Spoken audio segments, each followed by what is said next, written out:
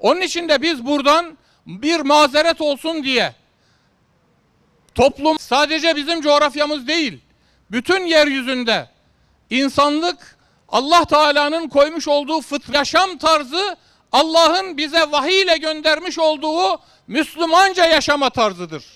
Aynı şekilde televizyon kanallarıyla, internet kanallarıyla alakalı bu konuda da mutlaka ciddi mücadele edilmesi lazım. Paramparça eden, aileyi ifsad eden bu programlar sırf, affedersiniz, iç çamaşırıyla insanların sokaklarda dolaştığına şahitlik etmekten, çocuklarımızla toplu ulaşım araçlarında, AVM'lerde, sokaklarda dolaşmaktan utanır hale geldik. Müthiş bir yozlaşma, ifsat, dejenerasyon almış başını gidiyor. Ve buna karşı ne yazık ki buna tepki gösteren insanlarda ya da buna tepki gösterilmesini savunan insanlara da karışmayın kardeşim. Herkes istediği gibi yaşar, istediği gibi giyinir, istediği yerde dolaşır deniyor.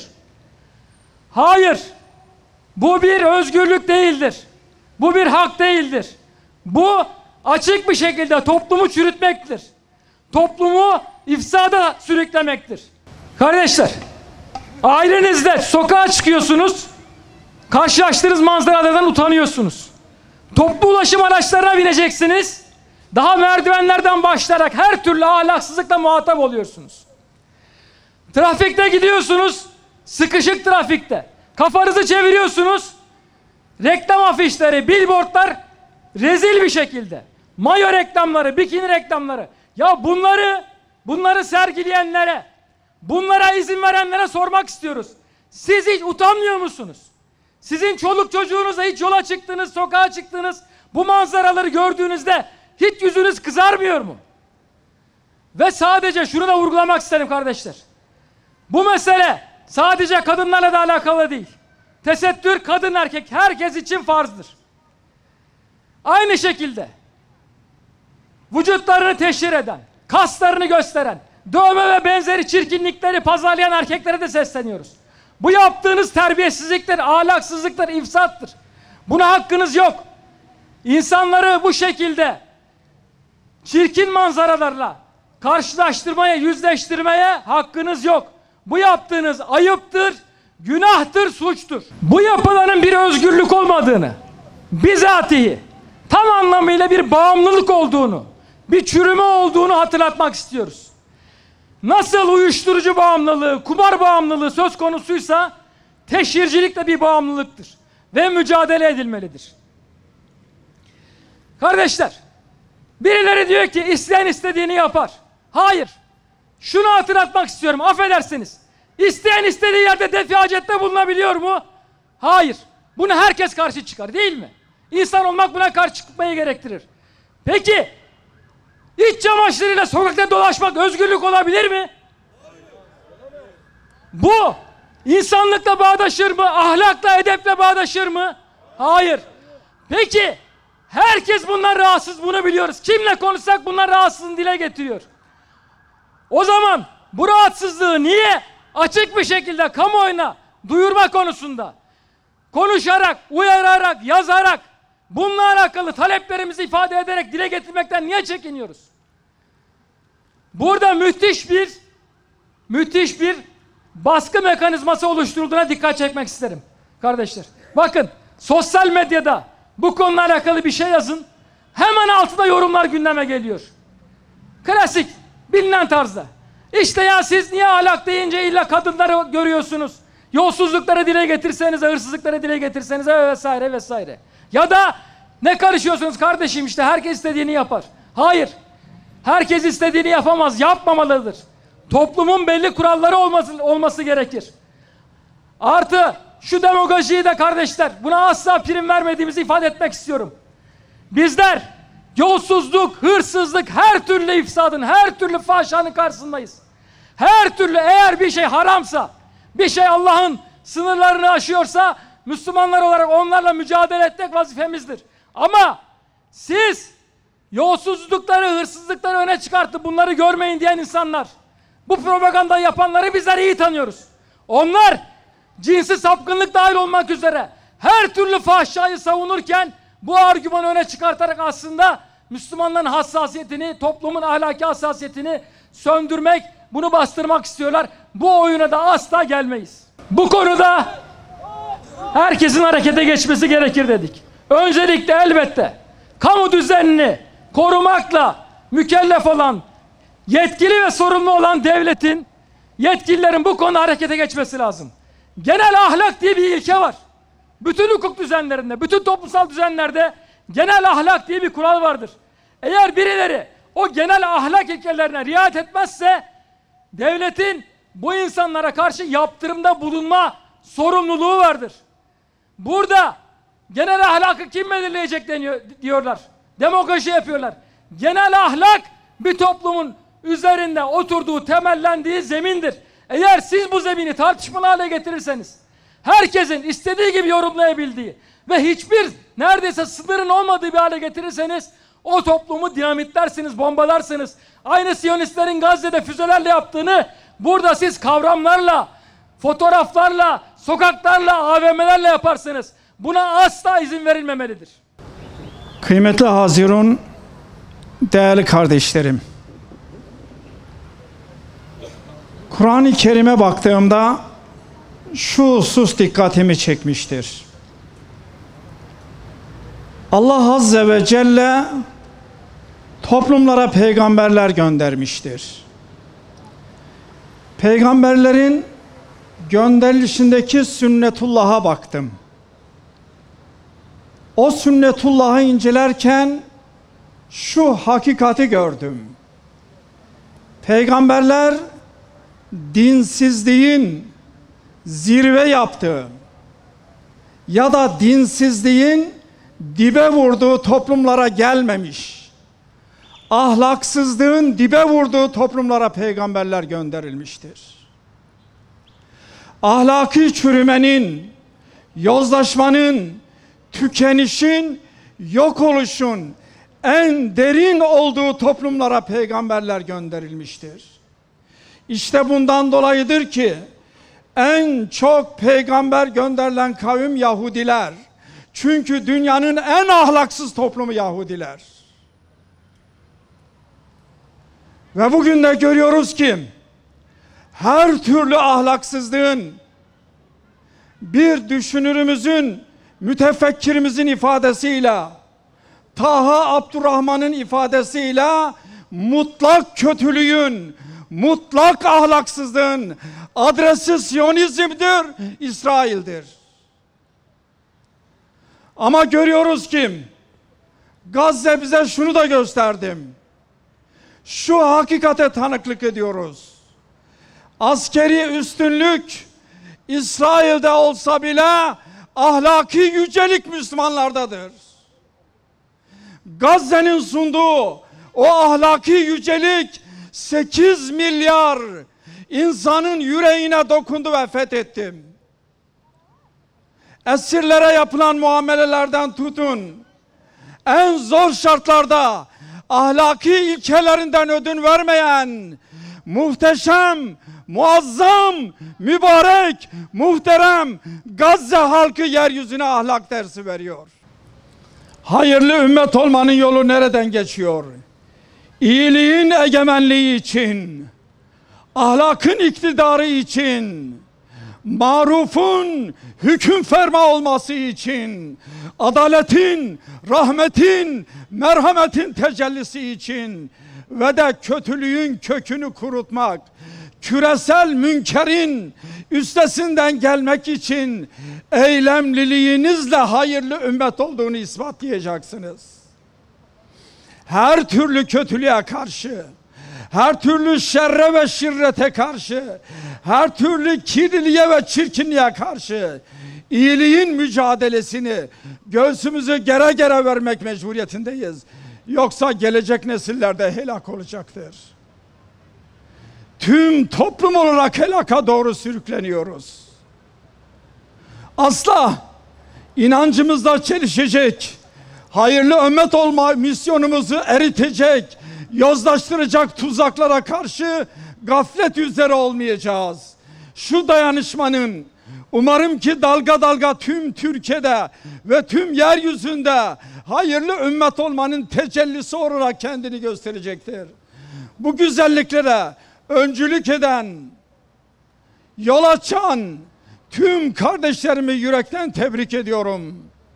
Rabbim gayretinizi, gazanızı mübarek eylesin. Rabbim bizleri sabit kadem eylesin. Değerlerimizde, ilkelerimizde tutarlı bir ümmet olmayı, linnas gerçeği, insanlığın salahı için, felahı için, özgürlüğü için, hakkaniyet için, hidayet için direnen ve dirilen ümmet eylesin. Bugün gayri İslami sistemlerin içinde bulunduğumuz ülkenin de en büyük gayri İslami sistemlerin en büyük sermayesinin çıplaklık olduğunu bu meydandan rahatlıkla haykırabiliyoruz.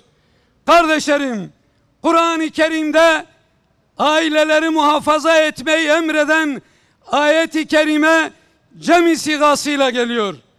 Ku enfusakum ve ehlikum nara ilahir. Nefsinizi ve neslinizi cehennem ateşinden koruyunuz derken bunun için bir toplumsal mutabakat, sistemli çalışma, disiplinli bir uygulama ve teşkilatlı bir yapılanmaya dikkatimizi çekiyor. Alem-i İslam 1400 yıldan beridir. Bugün Aşura, Kerbela'da Hazreti Hüseyin'in şehit edildiği, Uhud'da Hazreti Hamza'nın şehit edildiği, diğer sahabilerden bugüne kadar ümmetin gözyaşı kesilmemiş, ümmetin temiz damarlarından temiz, sıcak ve kırmızı kan damlaları da kesilmemiş. Bugün de ümmet yapabildiği kadarıyla bir gayret içerisinde. Fakat şu anda dünyanın tamamını esir aldığını yeni dünyanın duyduğu ama yıllarca bağırıp İslam alimlerinin bu işin dikkatini ve tehlikesine dikkatimizi çektiği Siyonizm, şeytanın dünyadaki bekçiliğini yapan bir sistemdir.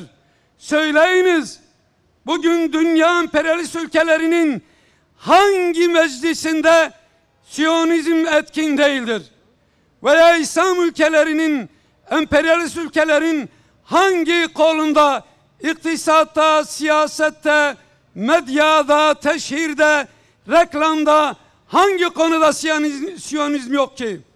Dolayısıyla kardeşlerim, 100 yıl önce yıktıkları sembolik de olsa hilafetin kaldırılarak bu sokaklarda Kur'an-ı Kerim dersini yasaklayanlar, ezanı yasaklayanların yeni ürünlerinin çıktığını görüyor ve utanıyoruz.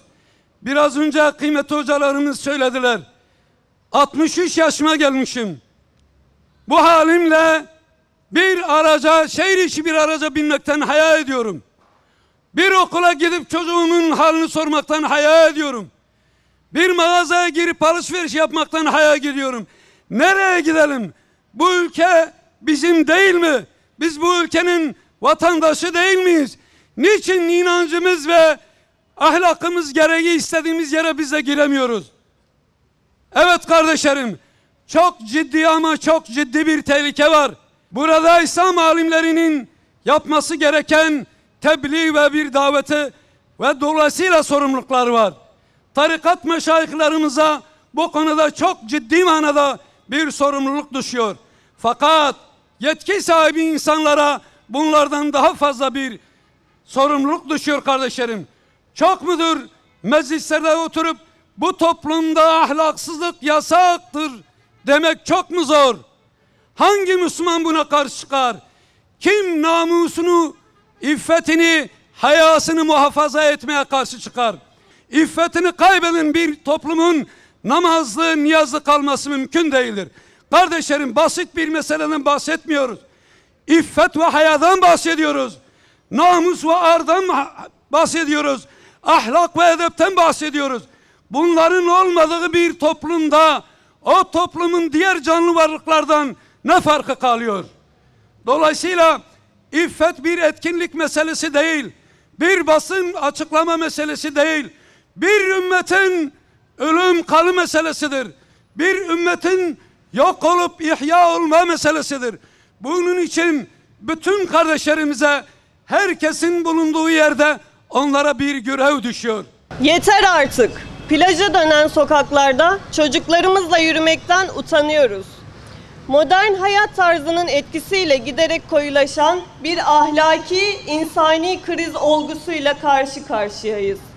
Kavramlardan düşünme tarzına, kılık kıyafetten yeme içme alışkanlıklarına kadar her alanda bir bencilleşme, yozlaşma olgusu yaygınlaşıyor. Dini ve ahlaki değerlere savaş açmış muzır ve müfsit bir anlayış bugünümüzü de, gelecek nesillerimizi de tehdit ediyor. Yozlaşmışlık olgusunun yaz mevsiminin de gelmesiyle en net tezahür ettiği alanlardan biri sokaklara, caddelere yansıyan çıplaklık olgusu şeklinde karşımıza çıkıyor. Hiçbir edep, haya duygusu taşımaksızın fütursuzca bedenlerini sergileyenler yüzünden sokağa çıkmaya, ulaşım araçlarıyla yolculuk etmeye, mağazalarda alışveriş yapmaya utanır hale gelmiş durumdayız. Kalabalık caddelerde, alışveriş merkezlerinde, toplu ulaşım araçlarında neredeyse her yerde adeta bir çıplaklık furyası, daha doğrusu teşhircilik olgusu yaşanıyor. Bu manzara iddia edildiği üzere bir rahatlık, özgürlük değil, düpedüz yozlaşma, çürüme halidir. Haya, edep, namus gibi fıtri duygulardan adeta kendilerini arındırmaya, ayıp ve günah kavramlarını literatürlerinden silip atmaya çalışanlar, anlamak istemese de toplumsal yapının bir takım ölçüler, kurallar, sınırlamalarla şekillendiği açık bir gerçektir. İç çamaşırı türevi giysilerle sokaklarda gezmenin, vücudun her bölgesine dövme yaptırıp bunları sergilemenin, eşini, kızını, bacısını, sevdiğini hiç kıskanmadan teşhir etmenin normalleşmesi anormaldir. Bu durumu kanıksamak haysiyet yoksunluğudur. Hayasızlığa, edepsizliğe, toplumsal ifsada tepkisizlik, hoşgörülü olmak ya da olgunluk değil, yozlaşmadır. Bu bağlamda öncelikle iktidarı göreve çağırıyoruz. Genel ahlak kurallarına riayet edilmesini sağlamak kamu otoritesinin görevidir, sorumluluğudur.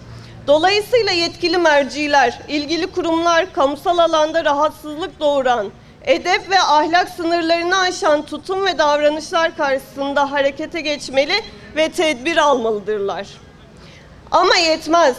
Yozlaşmaya yol açan tutum ve davranışlar hususunda mutlaka toplum duyarlılığının da harekete geçmesi gerekir. Bizi ilgilendirmez tavrı çürütücüdür. Kötülüklere engel olmak vazifemizdir. İnancımız iyilikleri, güzellikleri yaygınlaştırmayı emrettiği gibi kötülüklere, çirkinliklere, aşırılıklara engel olma vazifesini de omuzlarımıza yüklüyor. Şüphesiz fahşaya, mefsedete, münkere tepki göstermenin, tavır almanın yöntemleri ve araçları değişebilir. Ama duyarsızlık, umursamazlık kabul edilemez. Gerektiğinde elimizle, olmazsa dilimizle ifsada tavır almaya çalışmakla yükümlüyüz. Elle ya da dille müdahale imkanının bulunmadığı ortamda buğz etmek de bir seçenektir. Ama tepkisizlik asla bir seçenek değildir. Hayasızlık, edepsizlik, çıplaklık şeklinde toplumsal hayata yansıyan ifsada karşı duyarsız olmak, çürümeye ayak uydurmaktır. Tesettürün kadın, erkek, herkes için bir zorunluluk ve değer ifade ettiğini, şahsiyetli olmanın edepli olmaktan geçtiğini her vesileyle, her zeminde hatırlatacağız. Haykıracağız. İnancımız bize topluma sirayet eden kötülüklere karşı duyarlılık gösterme, tavır alma sorumluluğu yüklüyor. Öyleyse bunu yapacağız. Çünkü kendimizi, çoluk çocuğumuzu, gelecek nesillerimizi korumanın başka bir yolu yok.